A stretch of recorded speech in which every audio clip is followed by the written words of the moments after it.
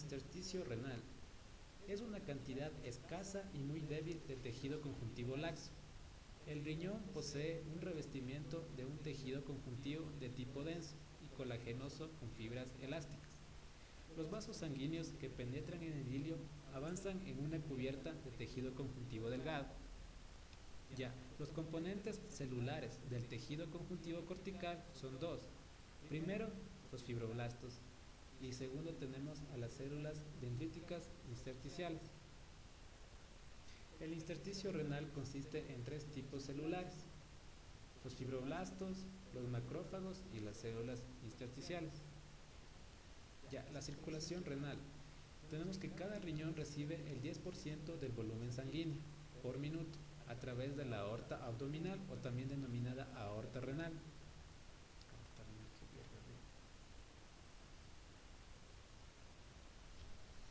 Circulación renal. Cada riñón recibe el 10% del volumen sanguíneo por minuto a través de la aorta abdominal o también denominada arteria renal. En consecuencia, se presume que el riñón está subdividido en segmentos vasculares y cada segmento recubre su riego de una arteria específica. Ya, aquí podemos observar lo que es el gráfico de lo que es la circulación renal.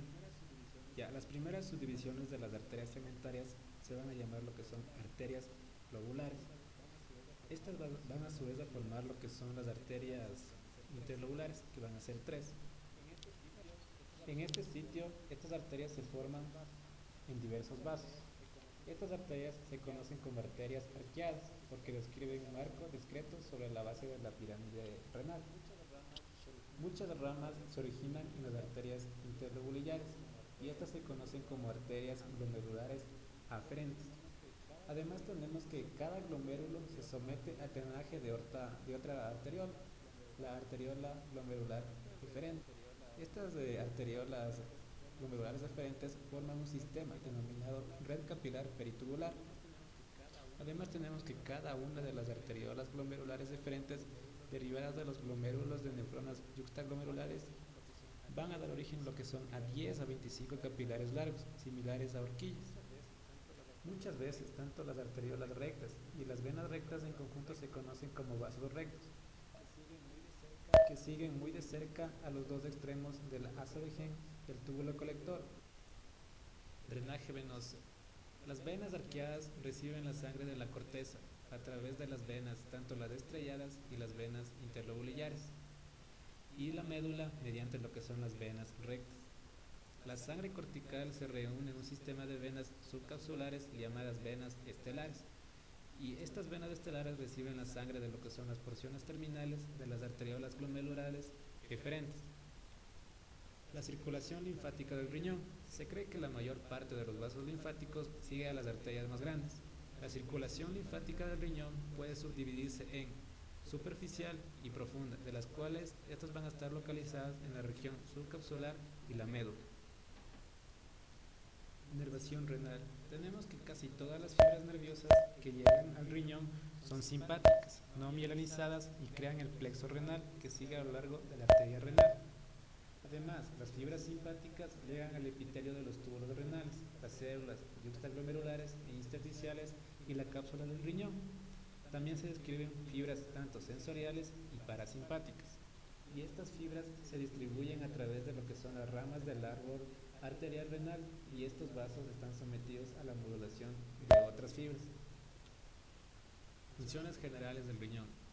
Primero tenemos la excreción y la regulación de la composición y el volumen de los líquidos corporales. Segundo, el equilibrio ácido-básico. Además, regulan la presión sanguínea.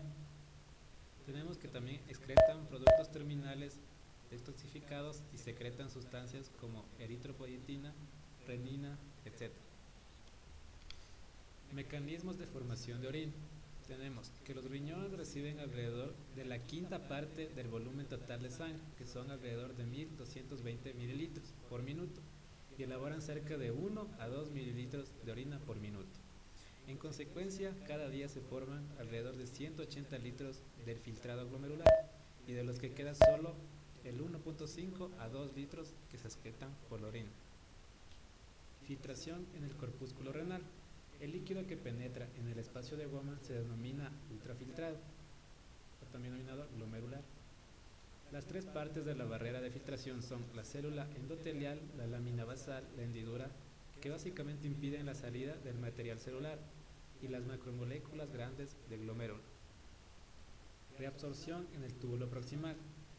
En condiciones normales se reabsorben en el túbulo proximal 100% de proteínas, glucosa, aminoácidos y creatinina, y casi 100% de iones bicarbonato, y 67 al 80% de iones sodio y cloruro, igualmente desde el 67 al 80% de agua. Reabsorción en el túbulo proximal. En condiciones normales se reabsorben en el túbulo proximal el 100% de proteínas, glucosa, aminoácidos y creatinina, y casi el 100% de iones bicarbonato, y del 67 al 80% de iones sodio y cloruro, y de igual manera el 67 al 80% de agua. Reabsorción en el túbulo proximal.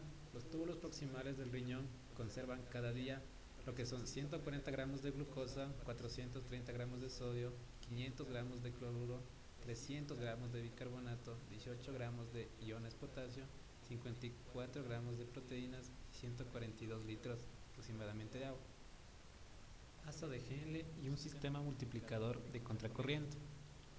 Las asas de Henle largas de las nefronas yuxtaglomerulares ayudan a crear y conservar este gradiente osmótico mediante un sistema multiplicador de contracorriente. Las células del extremo descendente delgado de la asa de Henle son permeables al agua y a sales, pero el extremo ascendente delgado es básicamente impermeable al agua, y a diferencia el extremo ascendente grueso de la asa de Henle es por completo impermeable al agua, pero posee una bomba de cloruro que elimina de manera activa iones cloruro de la luz de los túbulos. Conforme el ultrafiltrado desciende en el extremo descendente delgado de la asa de Henle, pierde agua al reaccionar al gradiente osmótico del intersticio, de tal manera que el filtrado intraluminal se equilibra. Por consiguiente, el volumen ultrafiltrado básicamente no va a cambiar.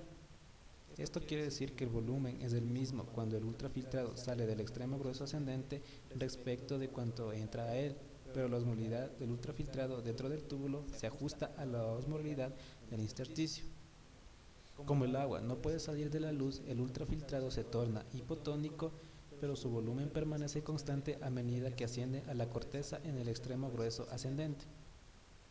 El cloruro y el sodio que se transfirieron de la luz del extremo grueso ascendente al tejido conjuntivo se encarga de establecer un gradiente de concentración en el intersticio renal de la médula externa.